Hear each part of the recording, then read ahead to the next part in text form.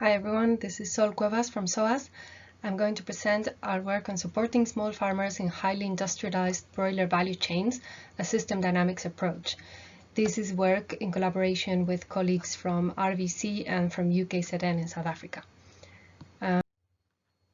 So the context for our study is the broiler value chain in South Africa, which is a highly concentrated sector where 3 producers control around 50% of the market share.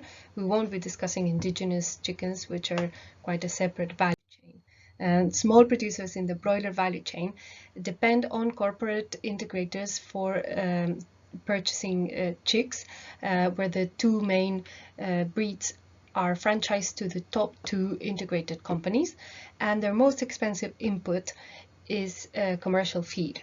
These small producers will sell mainly on the informal market, sometimes through cooperatives or other aggregators. So what is the importance of small and emerging broiler producers in such a highly vertically integrated and concentrated sector?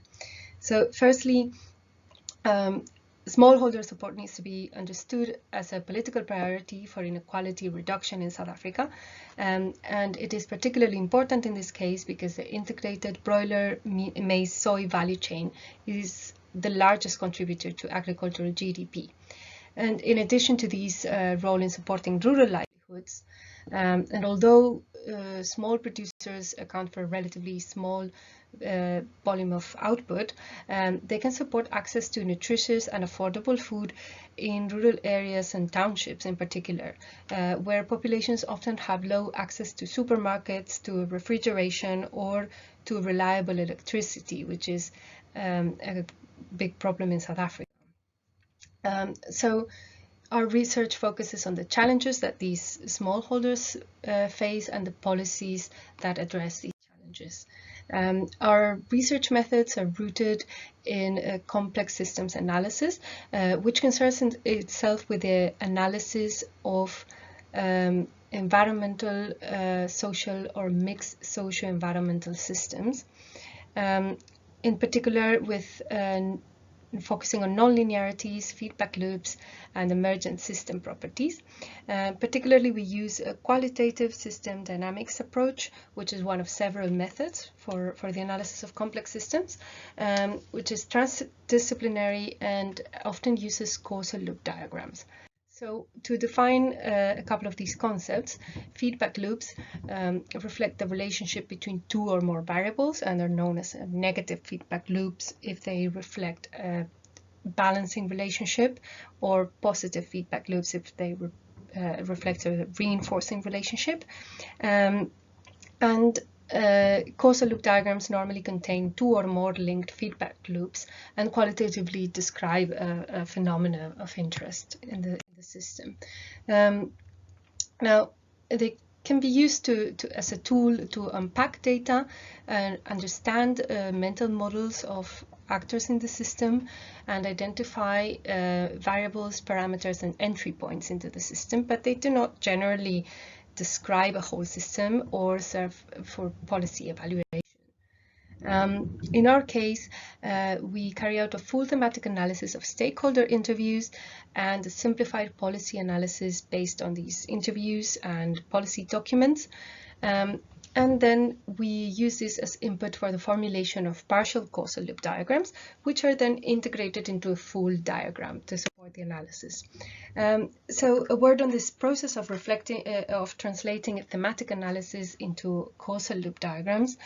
It is important to to focus on implicit and explicit reference to variables, relationships, and perceived dynamic processes, but also to different points of view and to bring in a contextualized understanding of those points of view in relation to different actor roles. An example of a partial causal loop diagram in our model describes the mechanism by which subsidies for farm infrastructure combined with the expectations of farmers around their future market share to increase installed capacity in this small producer segment. And However, there is a bottleneck for breeding inputs for which they are wholly dependent on the integrated segment, which leads to underutilized capacity and undermines efficiency because overhead costs remain very high for these small producers. So 4 of these different partial causal loop diagrams are integrated into a full causal loop diagram. The policy entry points and flow of funds are marked in red, so we can see them clearly. And here we can see, to drill a bit down to and unpack this this diagram, we identify 5 barriers for small producers relating to input access, market access, credit and training, 5 policy entry points, and 4 different partial causal loop diagrams that link these different elements between them. And in terms of a bit more of a high level insights and results, we find then that the main challenges identified are interlinked and mutually reinforcing. Key policies are strongly complementary. Policy implementation, however, is partial and fragmented, with lack of implementation in some areas undermining effectiveness in others potentially. And there is an increasing awareness of the importance of integrated approaches amongst policymakers, but there are persisting institutional challenges.